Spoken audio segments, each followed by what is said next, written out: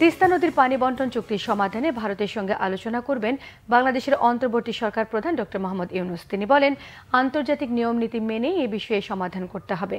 বাংলাদেশের মতো ভাটির দেশগুলোর নির্দিষ্ট কিছু অধিকার রয়েছে এবং সেটি নিশ্চিত করতে হবে।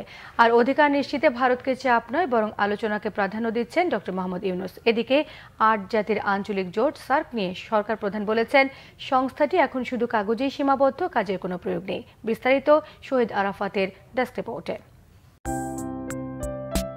ভারত সরকারের টালবাহানায় তিস্তা নদীর পানি চুক্তির বিষয়টি দীর্ঘ সময় ধরে অমীমাংসিত। বারবার আলোচনা হলেও বিষয়টির সমাধানের পথ দেখেনি। এবার বাংলাদেশের অন্তর্বর্তী সরকার প্রধান ডক্টর মোহাম্মদ ইউনূস তিস্তা নদীর পানি বন্টন চুক্তির সমাধানে ভারত সরকারের সাথে আলোচনায় বসতে যাচ্ছেন।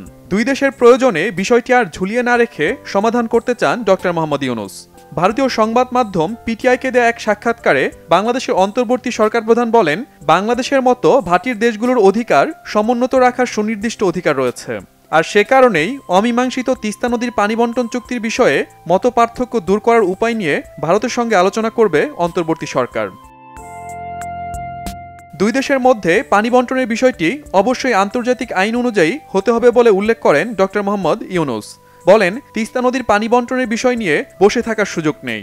বাংলাদেশ সঠিক পরিমাণ পানি না পেলেও বিষয়টির সমাধানে জোর দেন তিনি।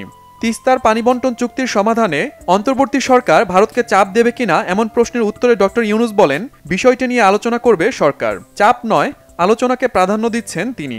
সমস্যার সমাধানে একসঙ্গে বসা জরুরি বলেও মনে করেন ডক্টর মোহাম্মদ ইউনূস।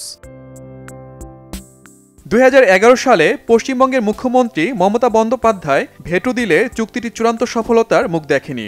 ডক্টর মোহাম্মদ ইউনূস বিষয়টি উল্লেখ করে বলেন, ভারত সরকার তিস্তা চুক্তি বাস্তবায়িত করতে এগিয়ে এসেছিল, কিন্তু পশ্চিমবঙ্গ রাজ্য সরকারের জন্য বিষয়টি বারবার পিছিয়ে যায়। এখন সময় এসেছে আন্তর্জাতিক নিয়ম নীতি মেনে এ বিষয়ে সমাধান করা। এদিকে দক্ষিণ এশীয় আঞ্চলিক সহযোগিতা সংস্থা সার্কের কার্যক্ষমতা নিয়ে মন্তব্য করেছেন বাংলাদেশের অন্তর্বর্তী সরকার প্রধান। বলেন, ৮ জাতির এ জোট আঞ্চলিক অনেক সমস্যার সমাধান করতে পারে। একটি মহৎ উদ্দেশ্যে সার্ক প্রতিষ্ঠিত হলেও এটি এখন শুধু কাগজেই সীমাবদ্ধ। সার্কের চেতনার পুনরুজ্জীবন ঘটাতে চান অন্তর্বর্তী সরকার প্রধান doctor Mohammad Yunus. Shahid Arafat, Bangla vision news desk.